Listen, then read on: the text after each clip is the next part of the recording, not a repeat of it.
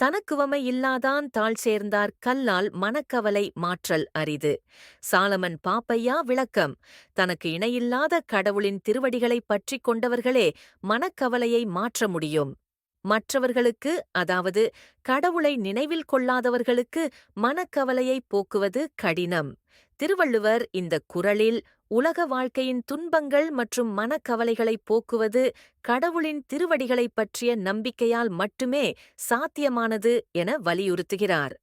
சாலமன் பாப்பையா இதை விளக்குவதில், தன்னிகரற்ற அளவு கண்டான கடவுளின் திருவடிகளை நினைத்தவர்கள் மனத்தில் ஏற்படும் கவலைகளை எளிதில் அகற்ற முடியும்.